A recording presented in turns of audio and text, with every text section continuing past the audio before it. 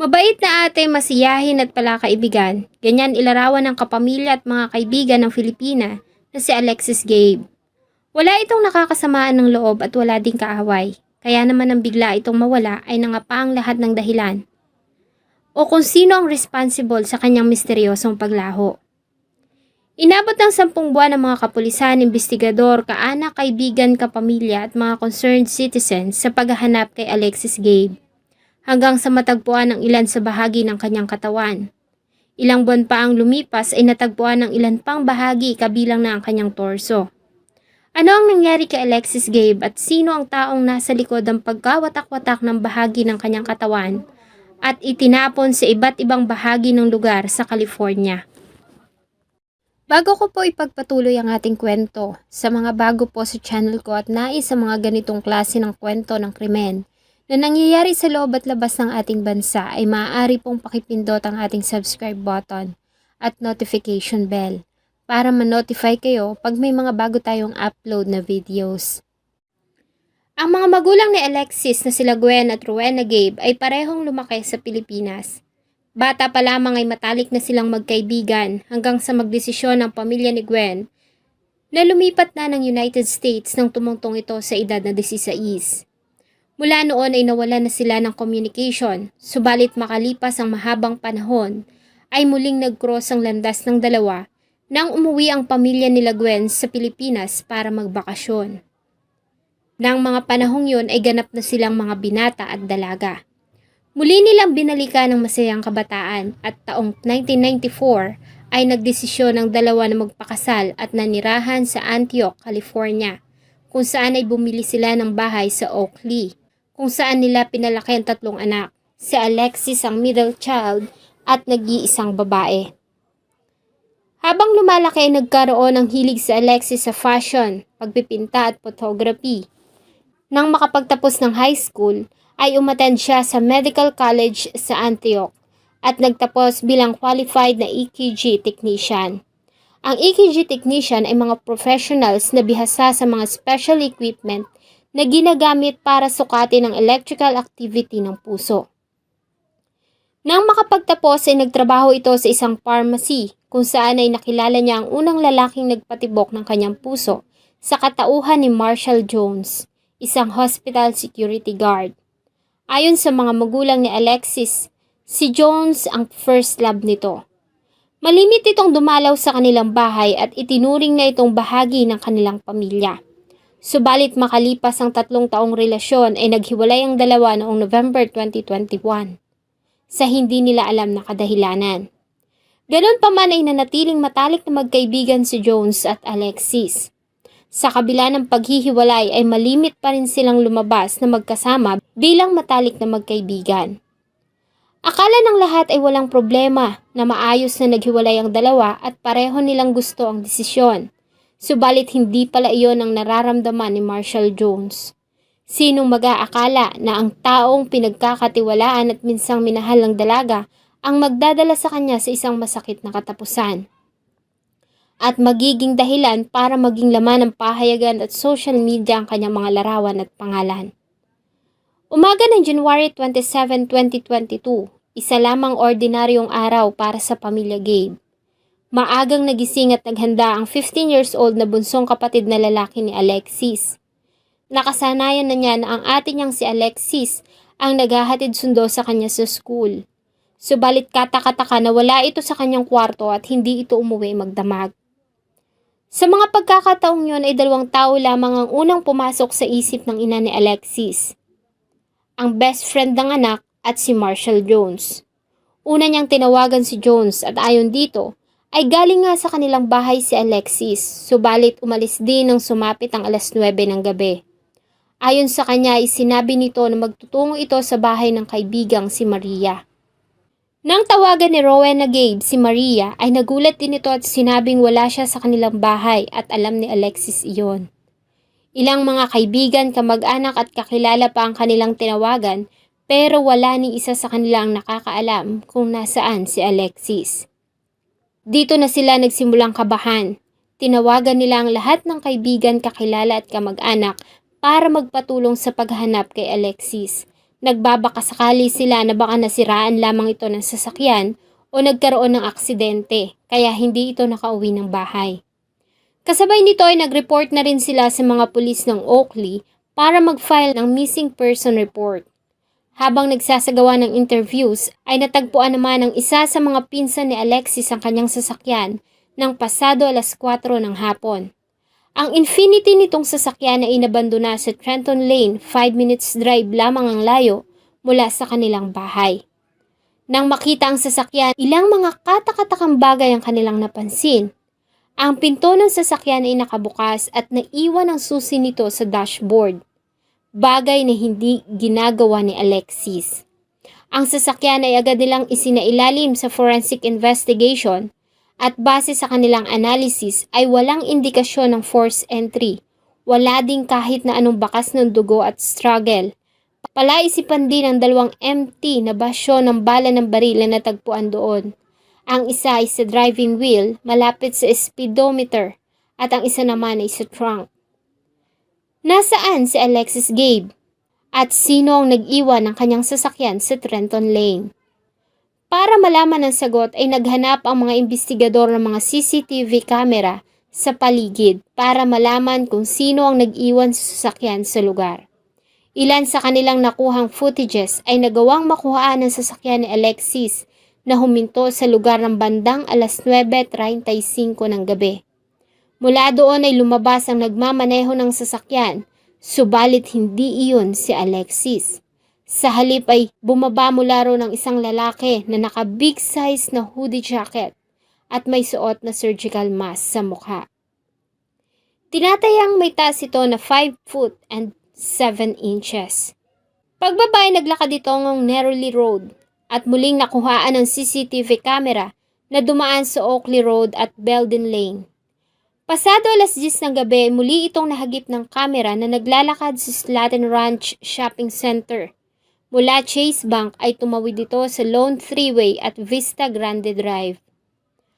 Habang nagiging palaisipan pa rin sa mga investigador at pulis ang pagkakakilanlan ng lalaki at ang kinaroroonan ni Alexis ay isang tip pa ang nakuha nila mula sa mga kaibigan ni Alexis.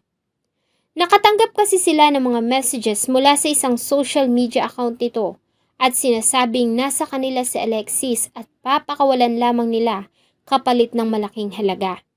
Agad namang naalarma ang mga detectives at sinimulan nilang i-trace ang nagpadala ng mga mensahe gamit ang Instagram account ni Alexis. Base sa data, ang mga messages ay nagmula sa isang park malapit kung saan nakita ang sasakyan. Subalit wala silang natagpuan doon. Kalaunan ay napag-alaman nila na ang Instagram account ng dalaga ay nahack at ginamit ng mga scammer para subukang makakuha ng pera. Isa pang tip ay ang pagkakatagpo sa sapatos na siyang hinihinalang suot ni Alexis bago ito mawala. Isang Jordan Air na sapatos na kulay green, itim at puti. Ang sapatos ay kahawig ng sapatos na suot ni Alexis bago ito mawala. Kaya naman ay agad nila itong isinailalim sa forensic analysis. Subalit base sa result ay walang nakitang bakas ng DNA ni Alexis sa sapatos. Muli ay walang kahit na anong clue na makakapagturo sa kinaroroonan ni Alexis Gabe. Muli nilang binalikan ang mga diaries, journal at lahat ng electronic gadgets ni Gabe. Nagbabaka sakali na makakita ng clue na makakapagturo sa kinaroroonan nito. Ganon din ang mga huling tao na nakausap at nakasama ni Alexis bago ito mawala. Base sa ginawa nilang interview sa kaibigan nitong si Maria, ay magkasama sila ni Alexis noong January 26, 2022. Pagsapit ng alas 6 ng hapon ay naghiwalay na sila matapos makinig ng musika. Nagawa pa niya itong makausap sa isang video call at tinulungan siya nitong mag-decide kung ano ang susuoting damit dahil sa may lakad siya papuntang Sacramento. Iyon na ang huling beses na nakausap niya ang kaibigan. Isa pa ay ang huling nakasama nito na si Marshall Jones. Base dito ay totoo na nanggaling sa kanilang bahay ang dating nobya. Subalit umalis din ito pagsabit ng alas 9 ng gabi. At magtutungo umano sa bahay ng kaibigan nito na si Maria. Isang bagay na nakakapagtaka dahil ayon kay Maria ay alam ni Alexis na aalis siya ng bahay at magtutungo sa Sacramento. Dito na nagsimulang magkaroon ng pagdududa ang mga pulis kay Marshall Jones. Maliban kasi dito ay katakataka na ang description ng lalaking nakuna ng CCTV camera ay parehong-pareho sa kanya. Ganun pa man ay hindi iyon sapat na basehan, kaya nagpatuloy ang mga investigador sa pagkalap ng iba pang mga ebidensya. Pinag-aralan din nila ang GPS ng sasakyan at cellphone ni Alexis para malaman nila kung saan ito nagpunta. Base sa GPS data, pagkagaling sa kaibigang si Marie ay nagmaneho ito at huminto sa Chevron gas station sa 5591 Lone 3 Way kung saan ay nagawa pa itong mahagip ng CCTV camera. 6:37 ng gabi ay huminto ang sasakyan sa bahay nila Marshall Jones sa Bend 3 kung saan ay pinatay nito ang ignition ng sasakyan. Sa mga oras na yon ay nanatiling buhay ang kanyang cellphone. Pagsapit ng alas 7:30 ng gabi ay sinubukan nitong tawagan ng ama pero hindi nito sinasagot ang cellphone. Noong una ay hindi sila nag-alala dahil sa may mga pagkakataon talaga na late na kung umuwi si Alexis. Kalimitan ay inaabangan nito ng ama hanggang sa makauwi. Subalit ng mga oras na iyon ay maaga silang dinalaw ng antok at nagdesisyon ng magpahinga. Pagsapit ng alas 9:22 ng gabi ay muling umandar ang sasakyan ni Alexis at nagsimulang tumakbo. Ang kanyang cellphone ay kasama na umalis ng kanyang Infiniti base sa GPS location nito. Katakataka naman ang landas na tinahak ng sasakyan dahil sa dumaan ito sa daan na hindi dinaraanan ni Alexis at nag-U-turn bago dumiretso sa Trenton Street kung saan ito natagpuan. Familiar kay Alexis ang lugar kaya imposible na naligaw ito ng daan, kaya naman sigurado ang mga investigador na hindi si Alexis ang nagmamaneho ng kanyang sasakyan ng mga oras na yon. Nang huminto ang sasakyan ay bumaba mula roon ang driver na nakuhaan sa surveillance camera at ang GPS location ng cellphone ni Alexis ay naglakad din sa direksyon na tinahak ng misteryosong lalaki. Hanggang sa tumigil ito sa pag-transmit ng data dahil sa pinatay na ito o marahil ay nawalan ng charge ang baterya. Base sa record, ang huling lugar na pinuntahan ni Alexis bago ito mawala ay ang bahay ng ex-boyfriend na si Marshall Jones. Subalit walang Alexis na nakitang bumaba sa loob ng sasakyan nang iwan ito sa Trenton Lane. Kaya naman nagdesisyon sila na magtungo sa area at magtanong-tanong sa mga bahay doon para makahanap ng mga CCTV. Isang bahay ang kanilang nakita kung saan ay may CCTV na nakatutok sa garahe ng bahay nila Marshall Jones. Nang kausapin nila ang may-ari ay nagtaka sila dahil ayon dito ay may nauna na nagtanong tungkol sa kuha ng CCTV noong gabi ng January 26, 2022. Ayon dito ay galing na doon ang kapitbahay na si Marshall Jones. At katakataka dahil tinanong nito kung hanggang saan ang kuha ng kamera at ang kalidad ng motion sensor nito. Ilang mga katanungan na kahina-hinala. Ayon sa may-ari ay napansin niya na tila nakahinga ito ng maluwag nang malamang hindi naka-activate ang motion sensor ng kamera ng nagdaang gabi. Kaya naman hindi nito nakuhaan ang pagdating at pag-alis ng sasakyan ni Alexis. Ang statement na ito ng kapitbahay ni Marshall Jones ay sapat ng basehan na kailangan nila itong kausapin. At sakto naman na nasa area si Marshall Jones ng mga oras na iyon. Muli ay sinabi nito ang una na niyang naging pahayag at kasunod noon ay pinayagan niya mga pulis na magsagawa ng search sa kanyang bahay sa kondisyon na hindi papasok ang mga ito sa master's bedroom at isa pang spare na silid. At dahil walang search warrant ay wala silang nagawa kundi sundin ang kagustuhan nito. Binigay rin ni Jones sa kanyang cellphone sa mga pulis para sa forensic analysis. Nakataka-taka. Base sa resulta ng ginawang analysis sa cellphone ni Marshall Jones, bandang alas 9 Gs ng gabi ay kausap nito ang ama at ang tawag ay tumagal ng 1 oras at 59 minutes. Pagsapit ng alas 11 ng gabi, nagsend ito ng message sa cellphone ni Alexis saying kung nakauwi na ba siya. 11:36 p.m. ay tinawagan nito ang cellphone ni Alexis subalit walang sumagot. Nang tignan nila ang GPS data ng cellphone, ay hindi iyon umalis ng kanyang bahay. Nang mga pagkakataong iyon ay malakas ang kutob ng mga pulis na may kinalaman si Marshall Jones sa pagkawala ni Alexis Gabe. Subalit wala pa silang sapat na ebidensya laban dito. Ganun pa man ay patuloy nilang pinag-aralan ang kilos nito sa pamamagitan ng pag-track ng GPS location. 1:21 ng tanghali ng January 28, 2022, pagkatapos ng ginawa nilang search sa bahay ni Marshall, ay nakita ito na nagtungo sa bahay ng kanyang ina. Iniatras nito ang sasakyan sa garahe at ibinaba mula doon ng ilang itim na garbage bags. Bago ito umalis at nagtungo sa police station para muling kunin ang kanyang cellphone at bumalik muli ng bahay para sunduin ang kanyang ina. Si Jones at ang ina ay nagtungo sa isang tindahan at bumili ng bagong cellphone. Pagbalik ng bahay ng pasado 5:00 ng hapon ay katakataka na muli nitong isinakay ang mga garbage bags sa likuran ng kanyang sasakyan. Nang mga oras na yon ay abala ang kanyang ina na nag-host ng isang videoke party sa kanyang bahay. Mula roon ay walang nakakaalam kung saan ito nagpunta.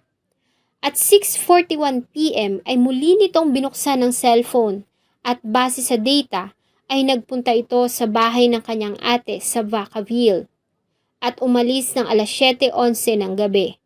Pag-alis ay muli nitong pinatay ang kanyang cellphone kaya naman walang nakakaalam kung saan ito nagpunta.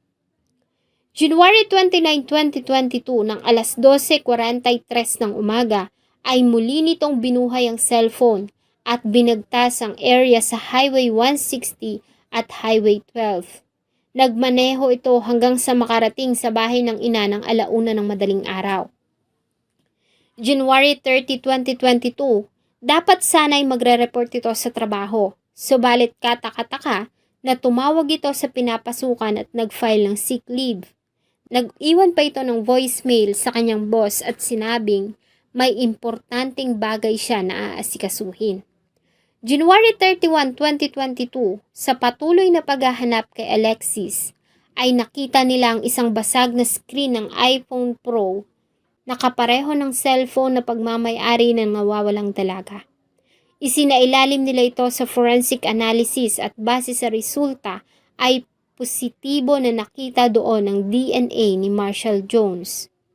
Ito na ang pagkakataon na hinihintay ng mga pulis gamit ang mga circumstantial evidence at ang nakitang DNA nito sa screen ng iPhone ay nag-apply sila ng search warrant sa bahay ng ina ni Marshall sa Bent 3.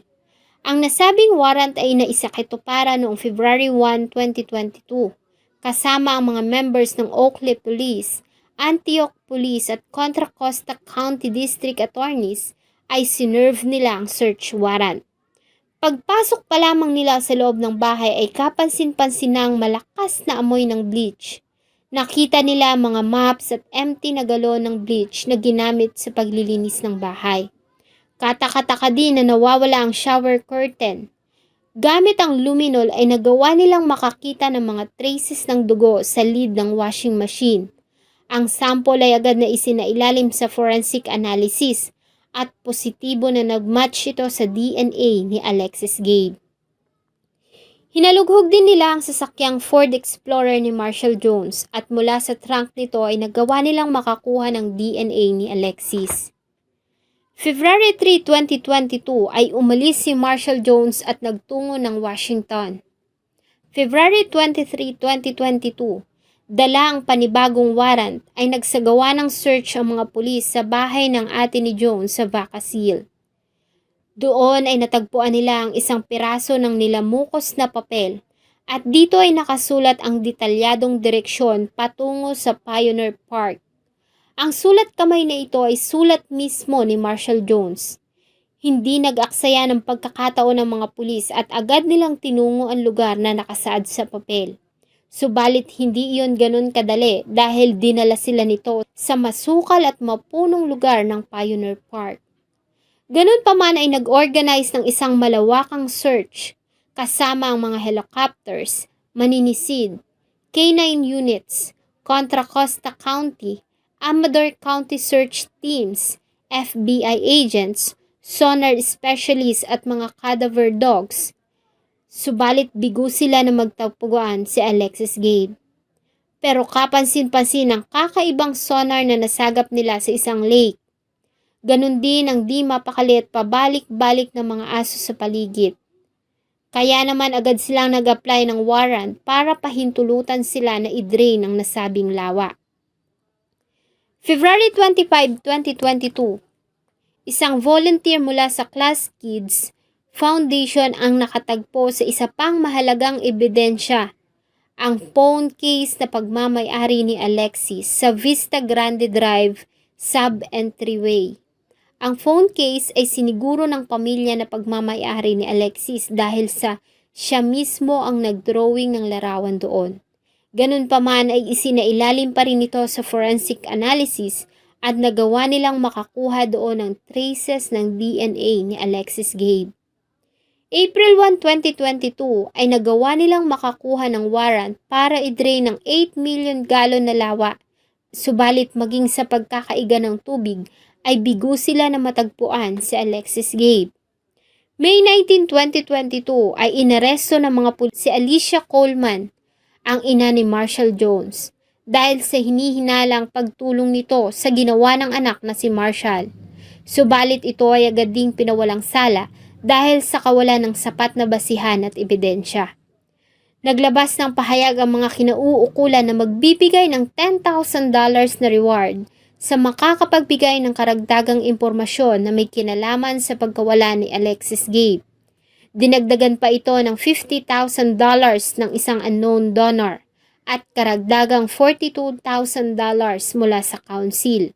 Kaya naman lahat-lahat ay umabot ng $100,000 o humigit kumulang 5.8 million pesos na kabuuan ang reward money. Sa nakalap ng mga ebidensya ay nagkaroon na ng basihan para mag-file ng warrant of arrest laban sa person of interest at primary suspect na si Marshall Jones. Agad silang tumulak sa Washington para iserve ang nasabing warrant. Alas 5:45 ng hapon ng June 1, 2022 ay pinakiusapan ng mga arresting officer si Jones na lumabas ng bahay ng maayos at sumama sa kanila. Subalit dala ang kutsilyo ay sinubukan nitong saktan ng isa sa mga pulis. Sumugod dito na dala-dala ang isang kutsilyo, kaya naman ang mga members ng Shuttle Police Detective at Deputy ng United States ay sabay-sabay na nagpakawala ng putok. Sinubukan pa nilang iligtas si Marshall Jones, subalit binawian ito ng buhay dahil sa dami ng tama ng bala. June 2, 2022, sa ginawang conference ng mga pulis sa Oakley City Hall, ay ibinalita nila ang pagkamatay ni Marshall Jones at ibinahagi rin nila ang ilang detalye sa kaso. Nang mamatay si Marshall Jones ay lumapit sa mga pulis ang isang kaibigan nito at isang revelasyon ang isinalaysay nito sa mga pulis. Ayon sa kanya ay nagkaroon sila ng pag-uusap ni Jones 2 linggo bago ang pagkawala ni Alexis. Sinabi umano sa kanya ni Jones na plano niyang patayin si Alexis at tinanong siya nito kung saan magandang itago ang katawan. Akala niya ay nagbibiro lamang ito at sinagot na sa septic tank o kaya naman ay ibaon niya sa gubat. Nang tanungin kung bakit hindi siya nagsalita agad, ayon sa kanya ay hindi niya kilala si Alexis Gabe at akala niya ay nagbibiro lamang ang kaibigan hanggang sa mabalitaan niya na lamang ang nangyari nang mamatay ito. Sa pagkamatay ni Marshall Jones ay mas lalong humirap ang paghahanap kay Alexis Gabe dahil ito lamang ang nakakaalam kung saan niya ito dinala. Ganun pa man ay hindi nawala ng pag-asa ang pamilya ni Alexis at patuloy silang nanawagan at humingi ng tulong para sa patuloy na paghahanap. Hanggang isang araw noong November 3, 2022, makalipas ang mahigit 9 na buwan, ay nakatanggap ng tawag ang mga pulis. May natagpuan kasing bungo ng tao gamit ang isang metal detector sa Highway 16 sa Amador County. Sa ginawang forensic odontologist kagabihan ng parehong araw ay kinumpirma na ang bangkay ay ang nawawalang si Alexis Gabe. Kabilang sa mga natagpuan ay ang paris ng hikaw na una nang kinumpirma ng pamilya na pagmamay-ari ni Alexis. itim na garbage bag at duct tape. Maaga pa kinabukasan ay naghanap sila sa paligid, subalit bigo sila na matagpuan ang iba pang bahagi ng katawan. January 2023, ang grupo ng 700 mga volunteer searchers ay muling naghanap at sa pagkakataong ito ay nagawa nilang matagpuan ang ilan pa sa parte ng katawan ni Alexis, kabilang na ang kanyang torso sa Highway 49 at ito ay nakumpirma ng DNA. Sa pagkakatagpo sa mga piraso ng katawan ni Alexis ay nagawang magkaroon ng closure ng kanyang pamilya at nabigyan nila ito ng isang madamdamin at magandang libing. Bagamat sarado na ang kaso ng pagkawala at pagkamatay ni Alexis Gabe para sa kanyang pamilya, ay hindi sapat at hindi pa rin nila nakamit ang hustisya. Para kasi sa kanila ay dapat na maparusahan din ang ina ni Jones. Malakas kasi ang kanilang paniniwala na may alam ito sa nangyari. Base sa ginawang search ng mga pulis sa bahay nito kung saan natagpuan ang blood traces at DNA ni Alexis. Naniniwala din sila na ang laman ng mga itim na garbage bags na ibinaba at isinakay ni Marshall Jones mula sa garahe ay ang labi ng anak nilang si Alexis, bago nito iyon itinapon sa magkakaibang lugar. Kung ako ang ina ni Alexis ay hindi ko yata kakayanin ng mga pangyayari. Sobrang brutal at kahindik-hindik ang ginawa sa kanyang anak at sa ating kababayan na si Alexis Gabe. Salamat po sa inyong patuloy na pagtangkilik ng atin pong mga videos. Huwag niyo pong kalimutang mag-iwan ng saloobin at suggestion sa atin pong comment section. Sana po ay samahan niyo po akong muli sa susunod pa nating mga episodes. Thank you so much po and see you in my next video.